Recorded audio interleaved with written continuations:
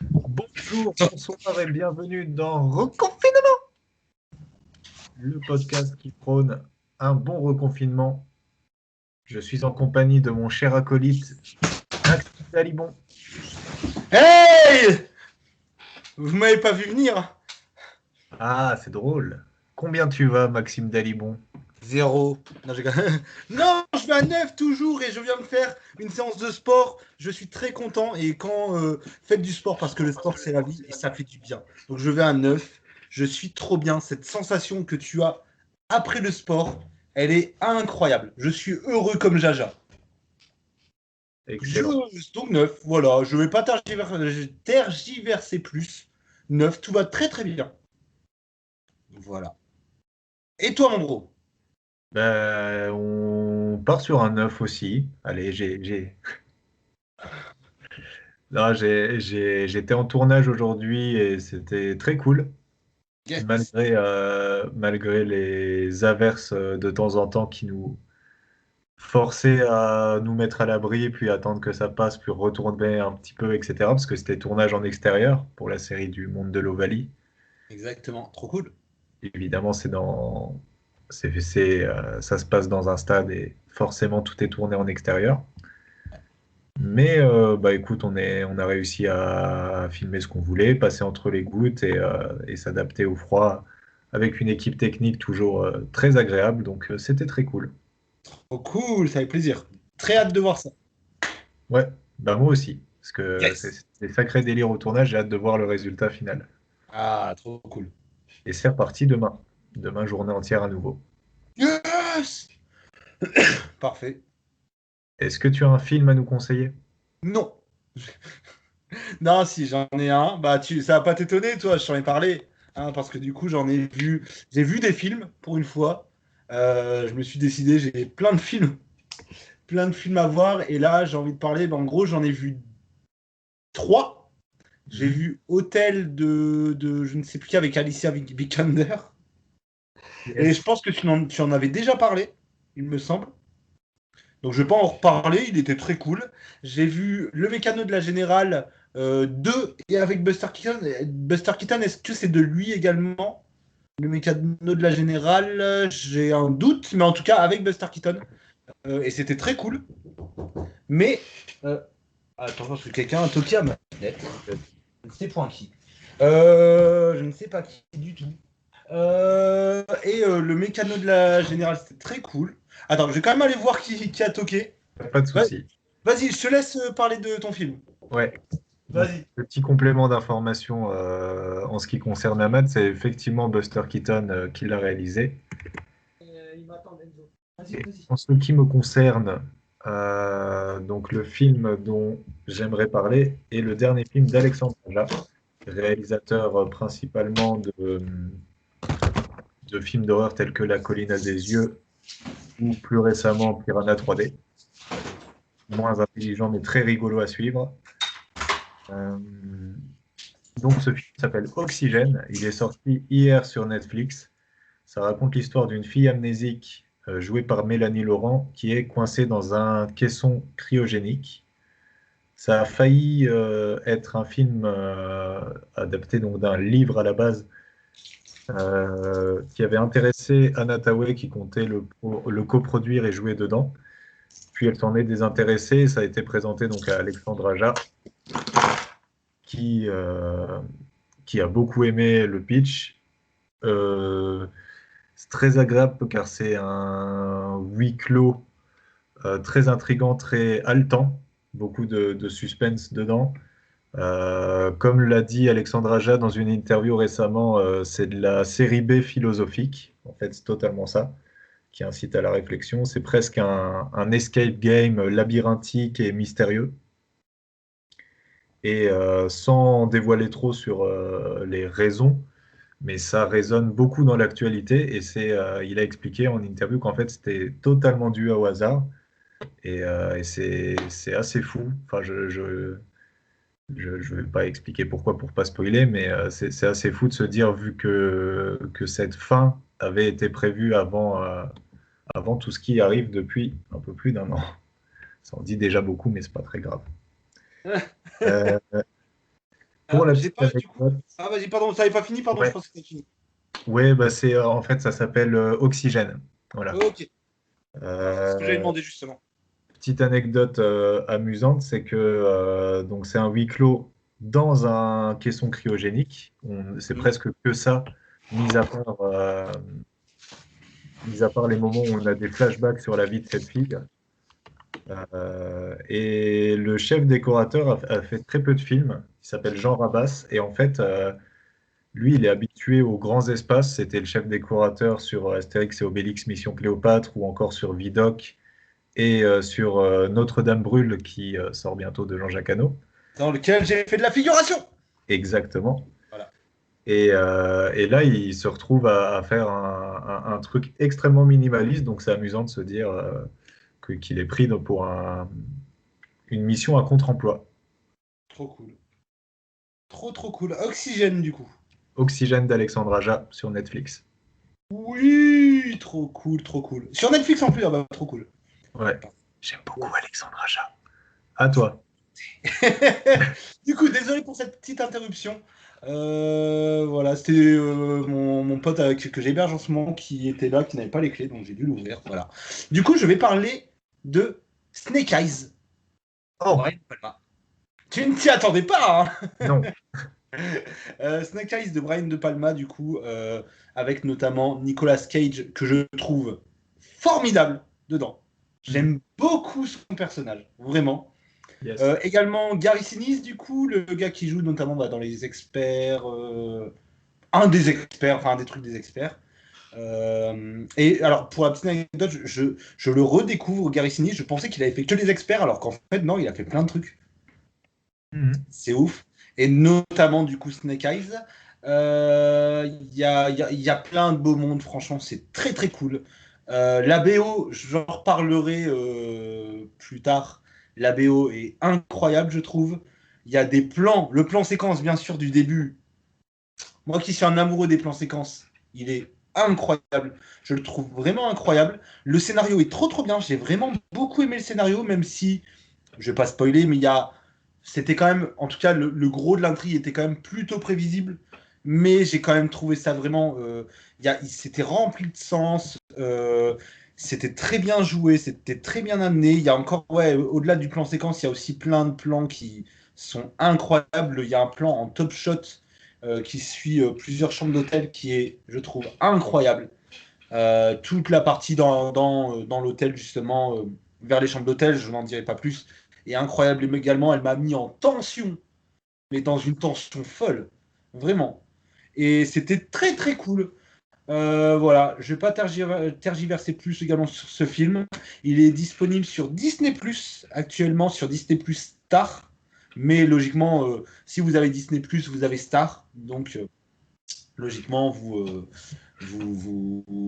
devez l'avoir, enfin vous devez pouvoir le voir. Et allez voir ce film, il dure 1h38 il me semble, il est vraiment pas long. Mhm. Il est vraiment pas long et franchement, on s'ennuie pas du tout.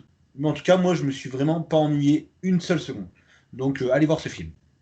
Voilà. Sur une échelle de Mission to Mars à l'Impasse, tu le classes comment dans la filmographie de De Palma? Euh... Oh putain. C'est dur, mais je le classe en dessous de Carrie. Voilà, il y a Carrie et il y a Snake Eyes, qui est quand même un peu plus en bas, voilà. Voilà, tout simplement. Donc on est sur un bon score, quoi. Oui, j'ai Oui, adoré Snake Eyes.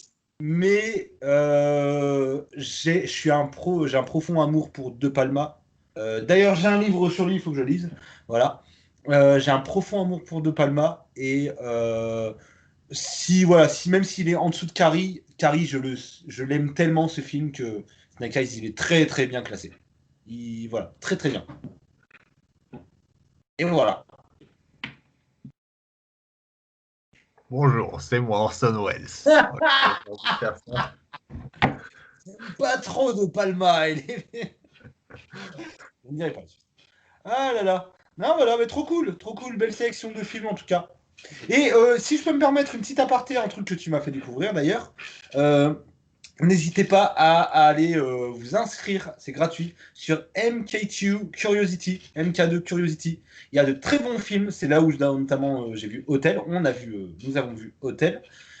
Et là, il y a un film de Thomas Vinterberg qui s'appelle Submarino, il me semble, Ouais. qui a l'air très très cool. Ils mettent souvent une sélection de 2 longs métrages, une interview. Enfin, si j'ai bien compris le format, parce que ça fait que depuis 2 semaines que je suis inscrit, c'est la deuxième semaine.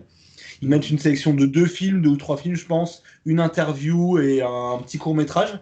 Et le concept est vraiment très très cool. Et voilà. Donc, allez vous inscrire sur MK2 Curiosity, ça vaut vraiment le coup, c'est gratuit. Les films dans les archives sont payants, mais vraiment pas très chers. C'est là où j'ai vu le mécano de la Générale et ça m'a coûté 3 euros, 2,99 €. Donc franchement, ça vaut grave le coup. Et le reste est gratuit, donc foncez quoi. Très très bien. J'en avais effectivement parlé la semaine dernière, je crois. C'est ça, c'est 5 curiosités par semaine. Chaque jeudi. Yes, voilà. Ouais, c'est ça. Mais du coup, j'en parle, c'est vrai que voilà. Au moins, si les Est-ce gens que nous passent une dernière. tu as une série à nous proposer? Ah! Ah, il sait ce qui va venir. Danse Il du sait ce suspense. qui l'attend. Hein? Ah non, danse du suspense, j'ai un trou, je me rappelle plus. Oh! Oh, je vais pouvoir te surprendre! Profite de ma fatigue. Écoute, je vais parler d'une série. Je vais donner un indice. Une série absolument merdique, mais que j'adore. Ah, mais oui, bien sûr. Vas-y. Je suis obligé d'en parler. En fait, c'est une série d'enfance. Je le dis très honnêtement. J'aime profondément Un gars, une fille. La série avec Jean Dujardin et Alexandra Anne. Et en fait, donc c'est une série d'enfance, donc je la regardais quand j'étais jeune sur France 2, tout ça. Euh, j'idéalisais limite ce couple, mais vraiment, j'idéalisais le couple et leur vie. C'est trop bizarre, hein. Alors Mais qu'ils quand sortent j'étais jeune, aussi. je voulais avoir leur vie, tu vois. Ok. Voilà, je voulais vraiment avoir leur vie. Et quand, bien sûr, bah, genre maths, pourquoi pas? Non, ils ont pas une vie dégueulasse, pour être honnête. Mais du coup, j'en ai revu du coup quand j'étais adulte. J'adore cette série. Et quand je l'ai revue, je me suis rendu compte. Alors, est-ce que en vrai, j'ai pensé, est-ce que c'est le format YouTube qui fait ça? Mais c'est tellement. Non, je pense pas non plus. C'est tellement nul en termes de vannes. Je vais la descendre, hein, et pourtant je l'adore. En termes de vannes, en termes de scénario, il n'y a même pas de scénario. En termes de technique, en termes de plans, c'est nul. Tu as des fois des perches, des ombres, tu en as à chaque épisode. Mais vous savez ce qui fait la force de cette série? C'est ce duo Alexandre Lamy, Jean Dujardin, qui est incroyable. Je le trouve incroyable. Il n'y aurait pas eux deux. Franchement, cette série, il n'y aurait rien à en tirer. Et rien, là, rien que pour eux, c'est une série merdique que je trouve formidable. Voilà. Donc, alors, je dirais pas, allez voir Un gars, une fille. Vous avez sûrement déjà regardé, enfin, peut-être pas, et si vous avez déjà regardé, allez vous faire votre propre avis. En vrai, il y a certains épisodes drôles. Mais le truc que je peux reprocher aussi, c'est que. Jambonde! Exactement. Exactement, ça j'adore, tu vois.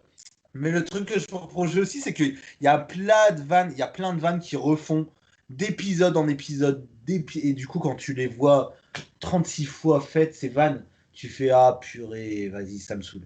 Et pourtant, j'adore cette série, c'est très marrant. Enfin, Jean Dujardin est hilarant. Il a un talent comique fou qui confirmera bien sûr plus tard avec OSS, notamment en Brise de Nice. 3, évidemment, le 1 c'est de la merde. Non, non, Brise de Nice 1, je vais pas déconner. Même si le 3 j'adore. Voilà. Du coup, je vais pas m'étaler plus. Allez voir si vous avez jamais vu. Ça, ça casse pas trois pattes à un canard, mais bon, c'est marrant, quoi. Très bien. Voilà. Y a pas de souci. Et toi? Moi, j'ai choisi une autre série française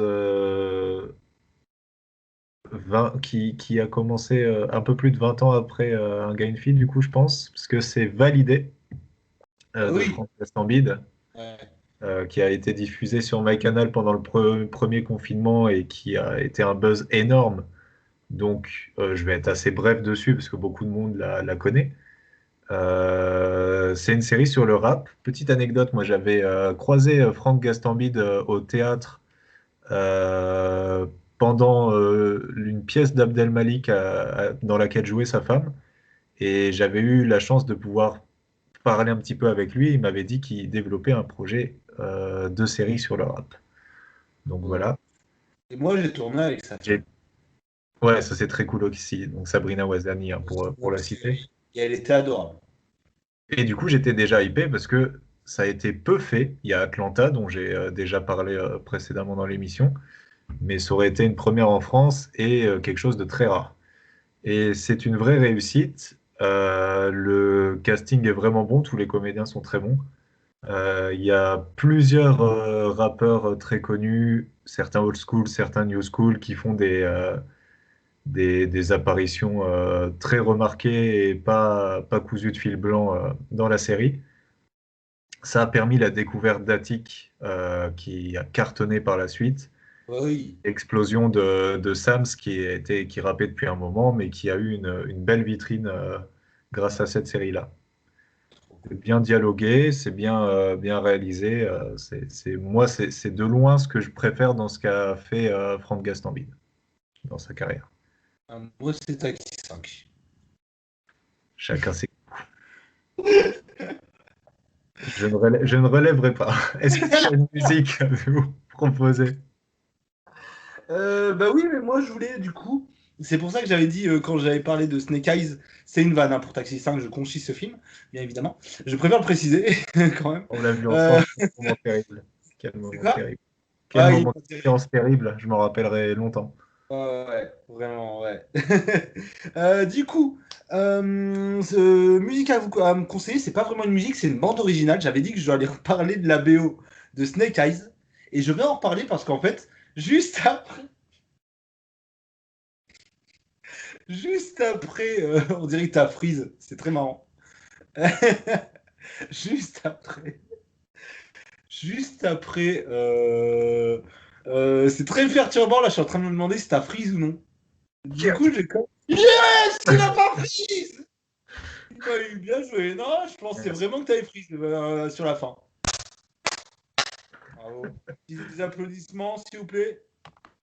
Merci, merci.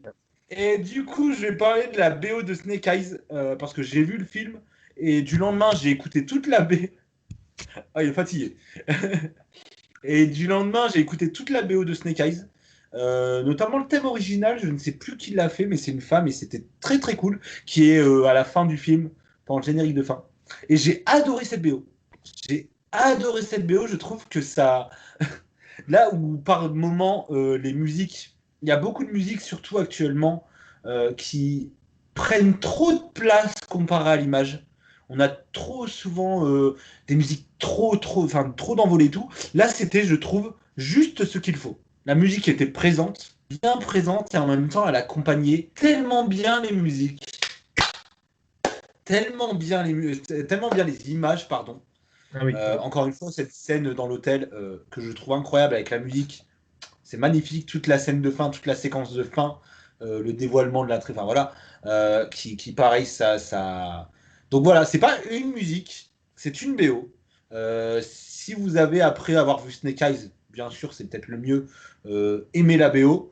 Il y a certains sons, peut-être pas tous, j'ai galéré à les trouver tous, mais il y a certains sons qui sont disponibles sur YouTube, donc n'hésitez pas à aller voir ça, ou sinon peut-être sur Spotify, sur Deezer, enfin, ça après je ne suis pas abonné, donc je ne saurais pas dire. Donc voilà, la BO de Snake Eyes qui est très très cool.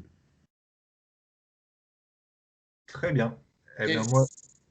je vais être sur un registre davantage urbain. Je vais parler de L'Or du commun, un excellent groupe de rap belge, tous les trois très techniques avec des performances vocales à qui mieux mieux sur tous leurs morceaux, qui donc vient de sortir hier leur album Avant la nuit, euh, qui est extrêmement abouti, tant sur le plan lyrical, tant sur la forme que sur le fond. Euh, On peut pas me faire ça quand je suis fatigué. C'est Ah, tellement... Mais je rigole quand même, c'est horrible. purée. C'est vraiment cool que tu aies acheté un Working Place quand même. C'est incroyable, hein. Et Merci, donc voilà, merci. super album. en particulier, on parle souvent de morceaux qui bougent bien ou avec une bonne énergie. Banane avec Caballero et Romeo Elvis. Oh! Donc Ok. les cinq fantastiques, les cinq doigts de la main, les cinq nains, enfin tout ça. Un fantassin. Oui, les cinq fantassins réunis Voilà. sur un bon banger que je recommande chaudement. Yes. Est-ce que tu as un ouvrage de type livresque à nous présenter? Oui. Alors moi, je voudrais parler un truc très spécifique. Ça va pas parler à tout le monde, mais je voudrais surtout parler aux comédiens, du coup, aux personnes qui nous regardent et qui voudraient se lancer dans l'acting en tant qu'acteur théâtre ou cinéma. C'est un livre qui m'a énormément aidé, qui est un classique hein, intemporel, qui a été écrit il y a des dizaines d'années par Constantin Stanislavski, qui s'appelle La formation de l'acteur. Et du coup, ceux qui ne l'ont pas lu, allez le lire parce que c'est un ordre, mais ça peut vous apporter, ça peut vous Super. apporter énormément. C'est du coup, ça date d'il y a vraiment très longtemps. Constantin Stanislavski, c'est vraiment début 1900, je pense. La formation de l'acteur, ça doit être 1910-1920. C'est un Russe, il me semble, et c'est très très cool. Ça se lit franchement facilement. Parce que voilà, on pourrait penser que c'est compliqué, comme ça date d'il y a longtemps, que c'est compliqué, tout ça, et en plus ça parle de quelque chose de très théorique, et excellent, de très théorique du coup, voilà. Paru, je suis en train de regarder, publié en 1936, donc voilà. Et c'est très très cool, et en fait, ce qu'il a fait en fait, Constantin, attends, j'ai un petit bug d'écran, je règle ça tout de suite. Pardon. Je continue en même temps. Ce qu'il a fait, du coup, c'est ici. Pardon, hein. Il n'y a pas de souci. Voilà. Ouais. Hop. Ce qu'il a fait, du coup, en fait, c'est que pour écrire cet ouvrage, il l'a pas fait de façon théorique, mais il la raconte sous les traits d'un élève qui vient dans des cours de théâtre d'un certain Tortsov, il me semble. Et il arrive en fait, et du coup, on suit son enseignement. Et par le biais de l'enseignement de ce jeune personnage, ben, c'est en gros l'enseignement de Stanislavski en fait, que nous donne Stanislavski, sa pensée du théâtre, comment on devrait s'entraîner, comment on devrait voir les choses, comment on devrait faire les choses. Et c'est vraiment très instructif. Il a écrit également la construction du personnage, qui est très cool aussi. Donc les deux se complètent. Mais déjà, voilà, lisez la formation de l'acteur. Il est plus simple à lire que la construction du personnage. La construction du personnage, je le trouve plus lourd. Plus lourd. J'ai vraiment du mal là à le finir. Mais la construction de l'acteur, c'est vraiment. La formation de l'acteur, pardon. C'est vraiment très cool. Ça se lit facilement, je trouve. Et ça apprend beaucoup de choses. Donc n'hésitez pas. Très Voilà. Et yes, mon bro. Et toi, mon bro?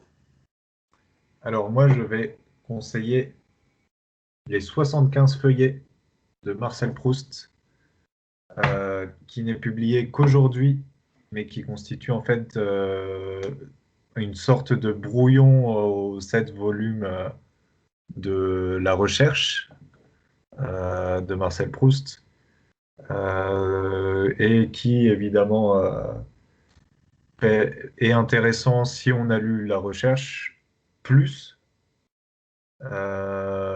Parce que c'est vraiment l'idée de revenir aux origines, de pourquoi il l'a écrit, de étudier un peu ses balbutiements, tout en contextualisant et en interprétant un petit peu pourquoi est-ce qu'il rature telle partie de son texte, réécrit à tel moment, repart du début après avoir écrit 20 lignes et des choses comme ça. Il y a une excellente préface de Jean-Yves Tadier, qui est un auteur que je connaissais pas du tout et je trouve qu'il a une plume vraiment formidable.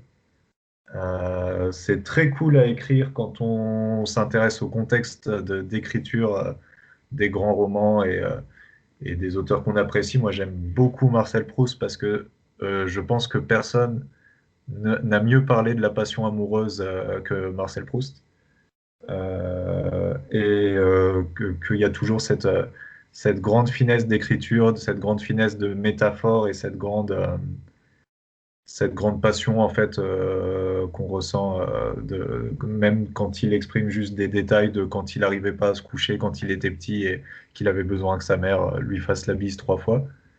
Euh, donc voilà, c'est très touchant en fait de se plonger un petit peu dans l'écriture véritable de ces 75 feuillets qu'on a retrouvés de manière posthume.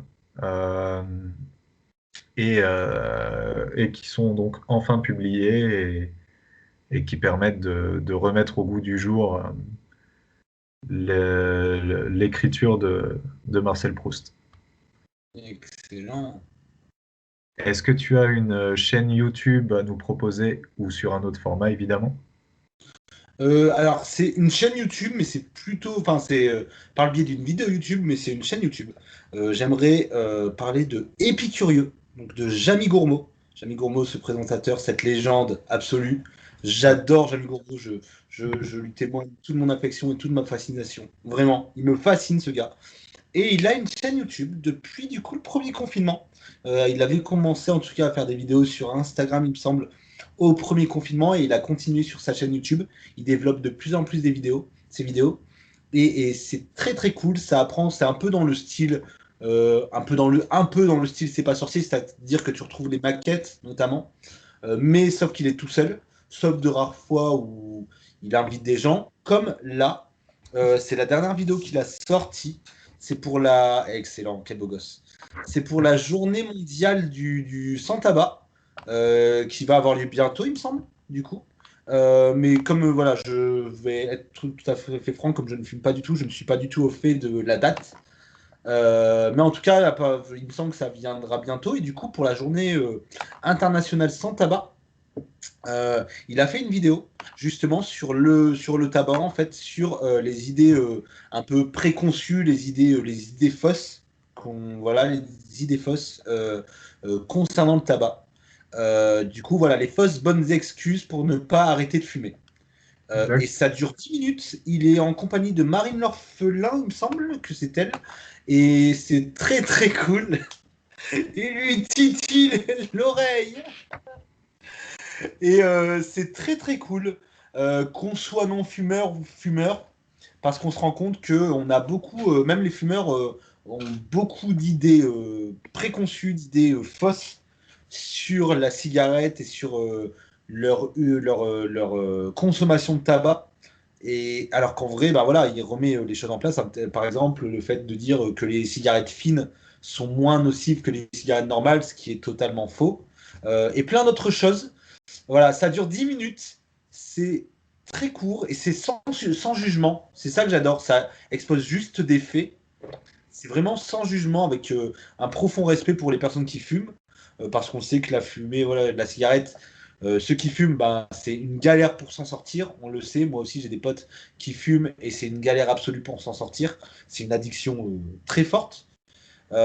Du coup, c'est sans jugement et en même temps, ça peut éclairer, ça peut motiver des gens qui voudraient arrêter de fumer. Ce que je conseille bien évidemment fortement, même si c'est compliqué. Même si c'est compliqué, voilà, je conseillerais à tout le monde, bien entendu, d'arrêter de fumer, y compris les autres addictions. Euh, voilà, cette vidéo peut vraiment être un déclencheur, on va dire. Donc voilà. Donc, et puis la chaîne, du coup, cette vidéo et la chaîne, c'est Épicurieux. Jamy Épicurieux, il me semble. Jamy-Épicurieux. Voilà. Tiré du 6 Épicurieux. Et c'est très très cool. Voilà. Allez voir cette chaîne. Excellent. Yes. Moi, je vais parler de ma chaîne YouTube préférée depuis des années. C'est Le Règlement. Oh. Car ceux qui respectent le règlement ne le respectent pas correctement.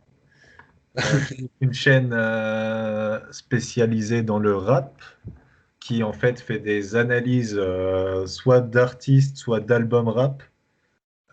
Généralement des sorties récentes, mais il y a des exceptions. Il vient de faire, enfin il n'y a pas très longtemps, une analyse sur Perdu d'avance, le premier album d'Orelsan en 2009.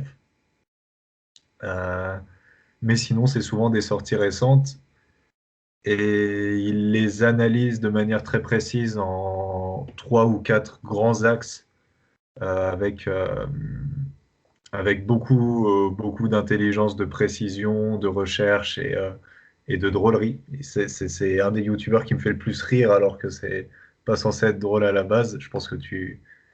tu sais à quel point je suis client, vu certains extraits que je montre et je me tape des barres encore en les revoyant.